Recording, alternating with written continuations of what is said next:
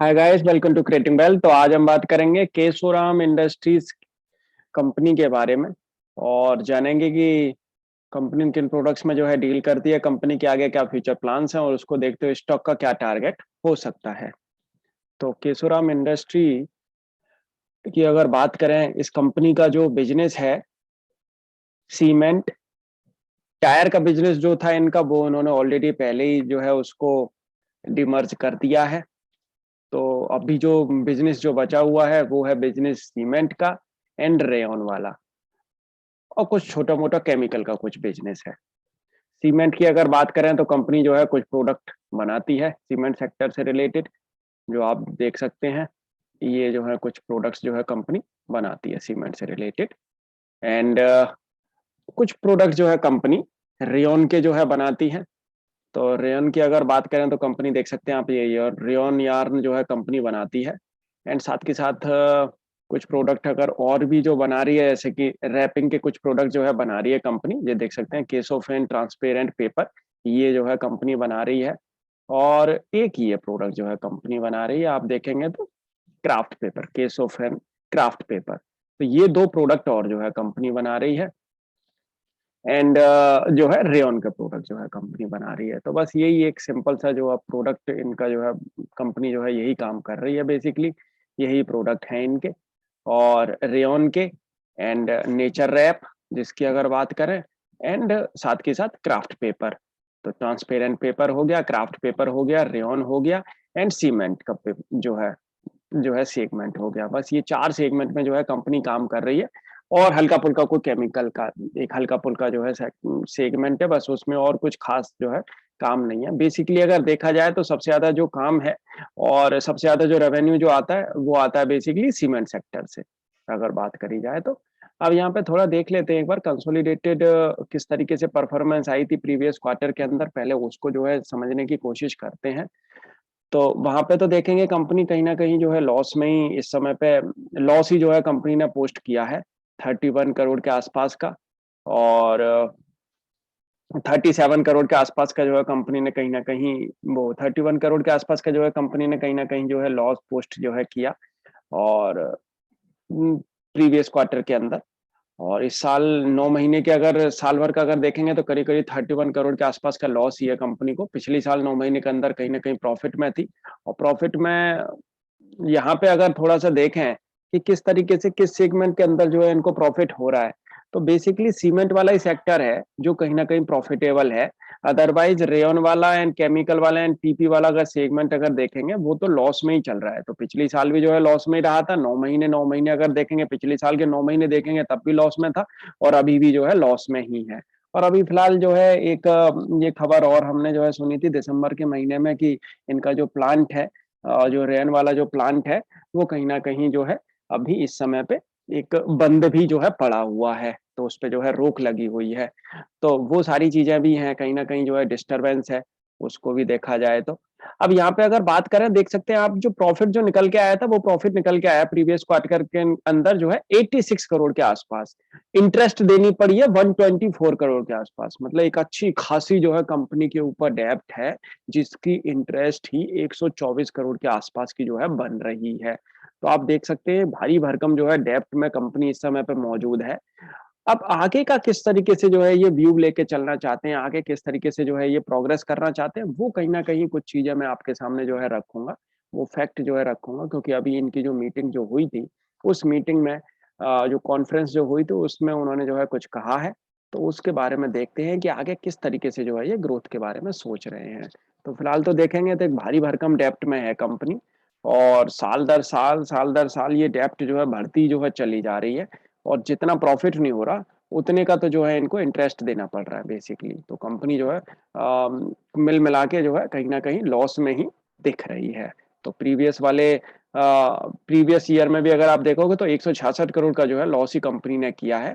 कहीं ना कहीं इंटरेस्ट और एक्सेप्शनल आइटम्स जो है मिला के इतना जो है कंपनी को एक भुगतान करना पड़ा। और इनको जो है फायदा कितना, उनको जो टोटल जो प्रॉफिट था वो था 326 करोड़ का, और इतना जो है कंपनी को पे करना था। तो उसके बाद में कंपनी लॉस में ही आती हुई दिखी प्रीवियस ईयर के अंदर भी। अब जिस तरीके से जो इनके मैनेजमेंट के जो बंदे हैं, होल टाइम डायरेक्टर हैं, पी राधाकृष्णन, उनके साथ में जो है बात हुई थी, जो जिन्होंने जो है पैसा लगा रखा है, उन बंदों की जो है बात हुई है। तो उनके थ्रू जो है कहीं न कहीं एक बात जो है निकल के आई है, जिस तरीके से जो इनके जो मैनेजिंग डायरेक्टर हैं, वो जिस तरीके से बोल रहे हैं कि इनका जो सीमेंट वाला बिज़नेस है, उसमें कहीं न कहीं ग्रोथ है, लेकिन इनपुट कॉस्ट भी कहीं न कहीं जो है डिस्टर्ब कर रही है उस ग्रोथ को। आगे लेकिन धीरे-धीरे करके जो है ये कुछ न कुछ उसके बारे में सोच रहे हैं और लेकिन एक चीज़ और इन्होंने जो है बोली है, वो मैं आपके सामने जो है रखता हूँ। इन्होंने ये और कहा है कि धीरे-धीरे करके ये सीमेंट वाला बिज़नेस अलग कर लेंगे और ये जो बिज़नेस इनके हैं, जो बिज़नेस इनका जो मौजूद है, जो रेयन वाला एंड केमिकल वाला, उस बिज़नेस को आने वाले टाइम में ये धीरे-धीरे करके जो है उसको भी डीमर्ज कर देंगे। तो सीमेंट वाला जो बिज़नेस हो जाएगा वो अलग हो जाएगा, वो बिज़नेस डीमर्ज हो जाएगा कहीं न कहीं उससे भी जो है क्योंकि सीमेंट वाले जो इनका जो बिज़नेस है उस पे डेब्ट उतनी होगी नहीं, तो कहीं न कहीं डेब्ट ऑटोमेटिकली जो है कम हो जाएगी। अब यहाँ पे इन्होंने जो बताया है कि एक ही जो बैंक है, उसी का ही जो है इनके पास में डेब्ट है और इनका जो एंटायर डेब्ट जो है वो फंड जो कौन कर रहा है, वो कर रहे हैं गोल्डमैन सैक्स, सेवेरस एंड एडेलवाइस। तो इन्होंने जो है ये चीज़ें जो है डिस्क्लोज़ की हैं। अभी इस समय पे क्या है कि लिक्विडिटी इनके पास में है नहीं, उसकी भी जो है एक प्रॉब्लम जो है मिल रही है। अब आगे लेकिन ये क्या कर रहा है, फ़ोकस है इनका सीमेंट सेक्टर पे एक्चुअली। सीमेंट सेगमेंट पे ये कंपनी काम कर रही है। अदर बिज़नेस बुक्स जो है और जो अदर बैलेंस शीट है, उसको कहीं न कहीं कंपनी आने वाले टाइम में एक कंप्लीटली डिमर्ज करती हुई दिखेगी और केशोराम ये जो कंपनी है, एक प्योर प्ले सीमेंट कंपनी जो है बनती हुई दिखेगी आने वाले टाइम में। तो वो चीज़ें कहीं न कहीं पॉसिबिलिटी है अगर ऐसा कुछ होता है और ये डिमर्जर अगर होता है आने वाले टाइम में, तो काफ़ी कुछ अच्छा होगा। लेकिन अभी रिसेंटली तो ये करते हुए नज़र नहीं आएँगे। कहीं न कहीं वो कंपनियाँ उस तरीके की जो है खड़ी हो जाएँ उस लेवल पे तब कहीं जाके जो है ये काम वो करेंगे, क्योंकि अभी तो ऑटोमैटिकली वो लॉस में चल रही हैं। वहाँ से जब तक प्रॉफ़िट नहीं आएगा, जब तक ये अपने जो है लॉस को जो अपने डेब्ट को जो है कम करने की कोशिश तो कर रहे हैं, राइट इश्यू भी अभी ये जो है लेके आए थे, सब कुछ कर रहे हैं। कैसे भी पैसा जुटाने की जो है कोशिश चल रही है, जद्दोजहद जो है चल रही है। लेकिन ये कितनी जो है सक्सेस होगी ये देखने वाली बात है, क्योंकि अगर एडवर्स कंडीशन अगर कहीं न कहीं आगे अगर होती है, तो उसमें इस कंपनी को जो है प्रॉब्लम क्रिएट हो सकती है आने वाले टाइम में भी। तो ये चीज़ें कहीं न कहीं आपको जो है देखनी चाहिए। डेब्ट अच्छा खासा है, 1650 करोड़ के आसपास का जो है डेब्ट है, ये फिगर है कहीं न कहीं। तो कंपनी लेकिन सोच रही है आने वाले टाइम में कि इस डेब्ट को कैसे भी ना कैसे करके एक बहुत जल्दी जो है इसका रिज़ॉल्यूशन निकले आने वाले टाइम में और उसपे पूरा का पूरा जो है ये फ़ोकस करे हुए है। तो मतलब ये तो इतना तो है कि कहीं न कहीं ग्रोथ की तरफ जो है कंपनी काम करने की कोशिश कर रही है, अपनी डेब्ट को जो है कम करने की कोशिश कर रही है।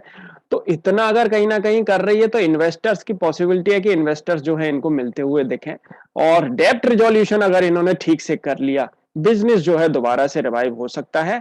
खासकर सीमेंट वाला बिज़नेस मुझे लगता है कहीं न कहीं इनको क्योंकि आगे सीमेंट की डिमांड तो है, लेकिन अभी एडवर्स कंडीशन है सीमेंट सेक्टर के ऊपर भी जिस तरीके से इनपुट कॉस्ट जो है एक बढ़ती हुई नज़र आ रही है। लेकिन आगे डिमांड तो आएगी, अगर वो उस चीज़ को अगर सही से अगर एग्ज़ीक्यूट कर लेते हैं, उन प्लान्स को अगर एग्ज़ीक्यूट कर लेते हैं, सीमेंट सेगमेंट को अगर सही से अगर ये बना के चलते हैं, तो वो कहीं न कहीं इनके लिए राइट फिट होगा। और धीरे-धीरे करके रेयॉन वाला बिज़नेस और ये भी कहीं आने वाले टाइम में अगर ये प्रॉफ़िटेबल हो गया, तो इसमें भी जो है इनको फ़ायदा होने लग जाएगा। देखते हैं आगे किस तरीके का जो है काम होता है। अभी 50-50 का मामला है बेसिकली मेरे हिसाब से देखा जाए तो। कुछ न्यूज़ पॉज़िटिव भी हैं, कुछ नेगेटिव भी है। नेगेटिव बस ये है कि इस समय पे कि कहीं न क्योंकि कंपनी के ऊपर भारी भरकम डेब्ट है बेसिकली एक तो नेगेटिव ये है। मार्केट कैप देखेंगे 1247 करोड़ का, उससे ज़्यादा का तो डेब्ट है कंपनी के ऊपर। तो अभी क्या है नेगेटिव इतना है कि अभी डेब्ट है, पॉजिटिव ये है डेब्ट का रिज़ॉल्यूशन कंपनी जो है कहीं न कहीं कर रही है, ढूँढ रही है, उन चीज़ों को जो है करने की कोशिश कर रही है। दूसरा क्या है कि जो सेगमेंट है, वो अभी एडवर्स कंडीशन में है। आने वाले टाइम में कितनी जो है उसकी कंडीशन बिगड़ती है, वो भी देखने वाली बात है। लेकिन पॉजिटिव ये भी हो सकता है कि आने वाले टाइम में जो है एक सीमेंट सेगमेंट जो है इनका बेहतर काम करता हुआ दिखे या ये डिमर्जर करते हुए दिखें आने वाले टाइम में। तो ये चीज़ें अगर होती हैं तो स्टॉक जो है कहीं न कहीं बढ़ता हुआ दिख सकता है। तो ये जो है कोशिश हो सकती है इन सब चीज़ों की। अब डिविडेंड की एक बार बात करें, कोई ट्रैक रिकॉर्ड नहीं है, हालाँकि बोनस बहुत साल पहले जो है इसने दिया, ये देख सकते हैं रेवेन्यू में। रेवेन्यू में जो है डाउन ट्रेंड ही चलता हुआ दिख रहा है और प्रॉफिटेबिलिटी तो बस यही है कि इसी साल बस प्रॉफिट आया है, पिछले कुछ सालों में तो जो है कंपनी भारी भरकम जो है लॉस में रही है और डेब्ट धीरे-धीरे करके जो है वो बढ़ता चला गया है। बेसिकली यही चीज़ें जो है होती हुई दिखी हैं और क्वार्टर की परफॉर्मेंस देखोगे तो कोई खास नहीं देखने को मिल रही है। बस जून वाला क्वार्टर ही प्रॉफिट गया था इस साल के अंदर, फिर से जो है लॉस में कंपनी जो है लौटती हुई नजर आई है, वो डेब्ट की वजह से, क्योंकि डेब्ट पहली भारी भरकम है तो उतना प्रॉफिट ही नहीं हो रहा जितना कि इंटरेस्ट देने के बाद में जो है इनको प्रॉफिट बच पाए। तो ये चीजें, ये प्रॉब्लम तो है।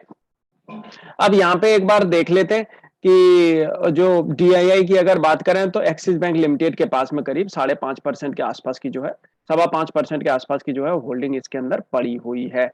तो यही बैंक है जिसने इनको जो है डेब्ट दे रखी है बेसिकली। तो यहाँ पे क्या है कि प्रॉब्लम तो है, तो प्रॉब्लम का सॉल्यूशन निकालने की ये कोशिश तो कर रहे हैं। अब ये सॉल्यूशन निकल सकता है या कहीं न कहीं ये जो है कोलैप्स होते हुए दिख सकते हैं। इतना तो है कि राइट फिट कहीं न कहीं इनका सीमेंट बिज़नेस तो आगे जो है चलता हुआ दिख सकता है, वो कोई प्रॉब्लम नहीं दिख रही है। यहाँ पे एक बार चार्ट पैटर्न भी देख लेते हैं बेसिकली कि चार्ट पैटर्न क्या जो है बोल रहा है। हालाँकि चार्ट पैटर्न में कुछ खास जो है दम नहीं है। अगर लॉन्ग ट्रेंड के हिसाब से देखोगे तो चार्ट पैटर्न बिल्कुल जो है मरा हुआ चार्ट पैटर्न है इनका। बियरिश ट्रेंड के अंदर जो है स्टॉक चल रहा है बिल्कुल। यहाँ पे लेकिन ये जो 1 साल के अंदर आप देख सकते हैं 2020 से अप्रैल से ये जो इसमें जो तेज़ी जो बनी थी अच्छी खासी, एक अच्छी खासी जो है तेज़ी बनी है और स्टॉक, हालाँकि अप्रैल के अगर अगर कोविड के लो के हिसाब से देखेंगे तो ₹15 का स्टॉक अच्छा खासा ₹90 तक जो है भागा है। तो एक 600% के आसपास का जो है इसने भी रिटर्न जो है दिया है बड़े आराम से। लेकिन अब यहाँ पे अगर देखा जाए, ये 2021 की इसका अगर लो देखा जाए वो था करीब ₹50 का और 2021 में ये स्टॉक जो है डबल के आसपास तो हुआ ही है, करीब-करीब ₹90 तक तो जो है ये भागा है। डाउन ट्रेंड इसमें जो स्टार्ट हुआ है, अगस्त से स्टार्ट हुआ है। धीरे-धीरे करके जो स्टॉक अच्छा खासा जो है डाउन साइड में गए, डाउनफॉल इसके अंदर देखने को मिला है। अगर ये स्टॉक यहाँ के यहीं अगर ये रुकता है बेसिकली, यहाँ से अगर डाउनफॉल नहीं जाता है फिर तो ठीक है। यहाँ पे जो है कोशिश करनी चाहिए कि ये रुक जाए।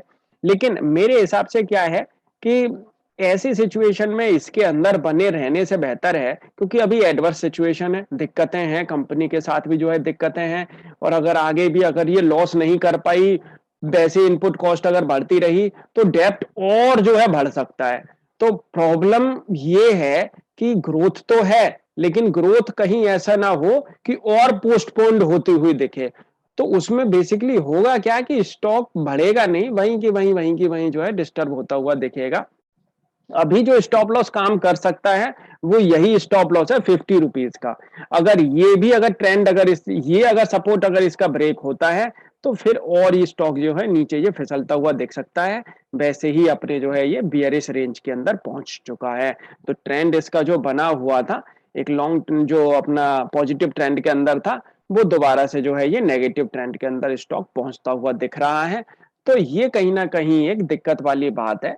मेरे हिसाब से तो जो है, इससे दूर रहने में भलाई है, कोई और कंपनी ढूँढो, कोई बढ़िया कंपनी जो है ढूँढो और कोई ऐसे स्टॉक में आप पैसा लगाओ जो वाक़ई में राइट फिट हो, आगे क्वालिटी जो है काम वो कर रहा हो और हालाँकि रिज़ॉल्यूशन अपने सही से कर रहा हो, एग्ज़ीक्यूशन उसका सही हो। हालाँकि ये भी कहीं न कहीं उसमें लगे हुए हैं, आगे ठीक करने में लगे हुए हैं और ये भी बात ठीक है कि कहीं न कहीं आप जो उलझन वाली कंपनी को लोगे, जो डिस्टर्ब कंपनी को लोगे और जो बढ़िया से राइट फिट करने की जो है कोशिश कर रहे हो, उसमें पैसा जो है ज़्यादा बनता है, वो ठीक है। कम पैसा लेकिन बनेगा, बढ़िया कंपनी लोगे तो आप लेकिन आपका पैसा जो है सेफ रहेगा। तो आप ऐसा गेम खेलो, जहाँ पे आपका पैसा भी सेफ रहे और आपका पैसा बने। ऐसी जगह पे आप पैसा अपना इन्वेस्ट मत करो, जहाँ पे कि रिस्क हाई है। यहाँ पे डेब्ट है, रिज़ॉल्यूशन करने में समय लगेगा और अगर वो रिज़ॉल्यूशंस राइट फिट नहीं हो पाया, समय से नहीं हो पाया, तो कोलैप्स भी जो है कंपनी हो सकती है। तो हाई रिस्क है, तो अपना भी एनालिसिस हालाँकि एक बार ज़रूर कर लें, उसके बाद ही स्टॉक को बाय, सेल या होल्ड करें। Thank you.